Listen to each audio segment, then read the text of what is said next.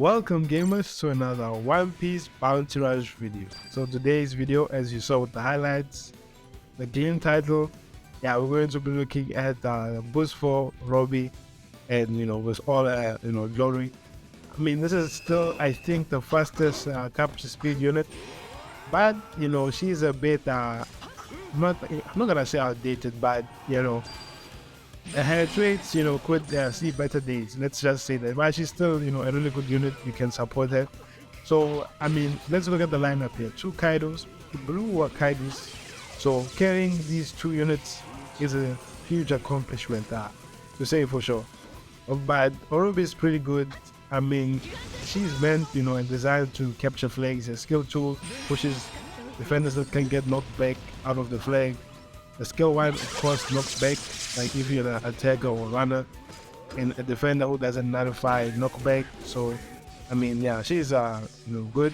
She heals on caps, as you usually you see, and spawns another clone. Like if someone tries to cap and they don't perfect dodge that garbage, not garbage, but that clone, it's pretty good. It's not hard to perfect dodge, but sometimes the clone knows what you're going to do. That's what I've always felt.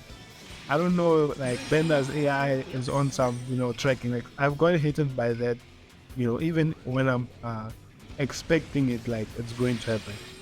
So, I mean, with Orobi, you are just hunting for flags. Let your teammates do everything. They're attacking, they're defending. You are just, capping flags, giving them team boosts. And once you let Orobi shine and you cover for her and protect her, well, this person is he's hacking. He's hitting them. Orobi is on that other screen, but he's on the other side of this this flag. It's insane. But Perospero is one unit with Orobi you don't know what to deal with, because if you get unlucky even once, you are dead. Pretty much that's how it goes with him. So you just want to keep flags where there's the least resistance. You don't have to fight too much. Like killing that Zoro who's almost dead already. So you see, purposely avoiding Perospero and going for a flag where there's the least resistance. This is what and once you have no other choice but to go to the flag that Perospero is there, then you go. But other than that, you don't just risk yourself to go there.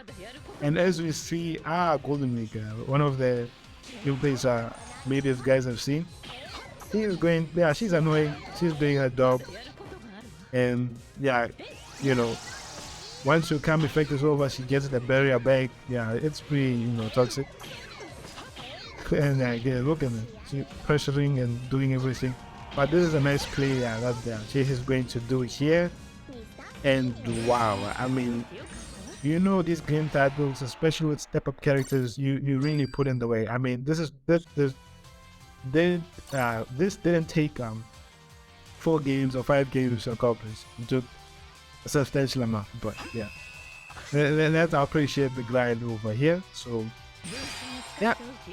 this kid is still a little bit of a noob. Doesn't know that Orobi capping first flag is like being Kaido capping first flag. It's useful for the team. So letting her cap the flag just like you let Kaido cap the flag, it's good. And there's another point, because Orobi is small and everything, a dodge is smaller than other bigger characters like King, Kaido, Big Mom, and all of that. So it will take you some time to get to a flag. I wanted to mention that as well. So time to get into a flag. She doesn't have speed boost, right? So that's one of her flaws, right? Maybe if she gets a speed boost when she's capping to easily go to the next flag, it would be good if they ever adjust her. And all of us are still good. Maybe her range for skills, like that skill 1, could be a bit bigger, maybe adjusted. But you never know which drop Bender will adjust, and they do it so rarely, every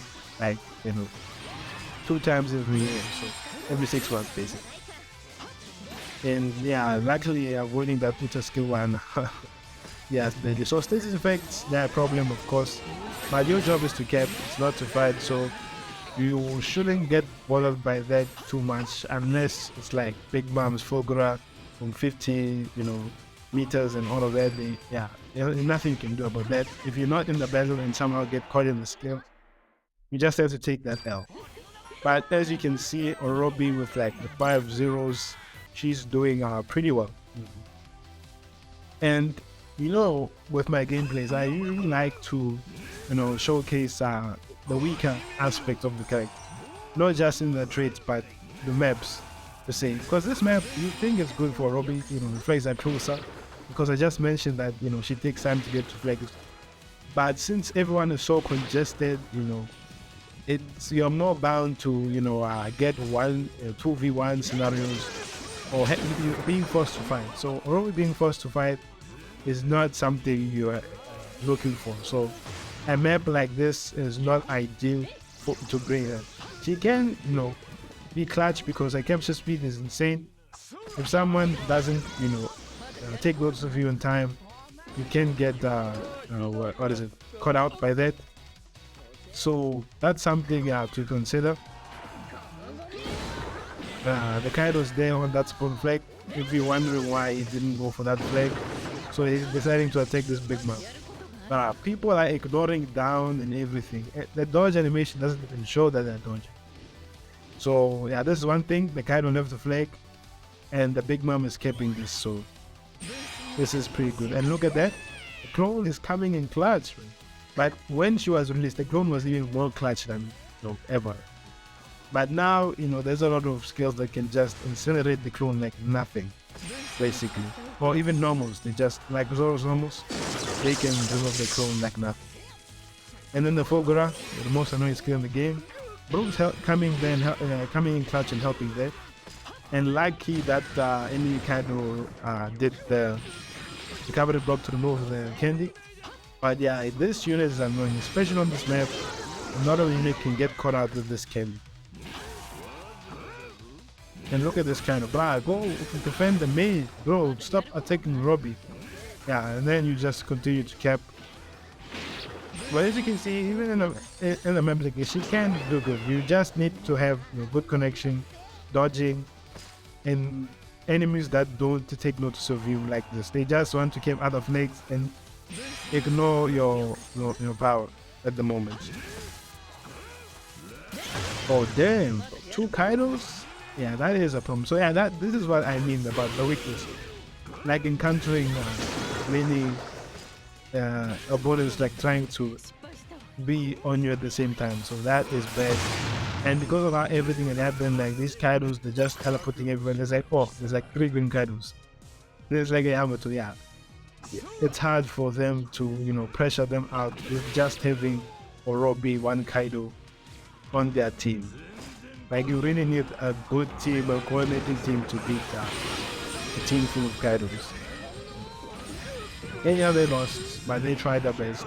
Orobi was doing a lot of work on that map, for sure. And we are going to be looking at, I think this maybe was the last match of the Glint title, because you need to get like, is it 5-7 flags? Like individually, and then like a 6k score and hyper boost and doing like that 60-second challenge and the survival 100 within 5 minutes, all of these requirements. It just varies when you're like a defender or runner. You have to like cap guard or kill depending on which class you are.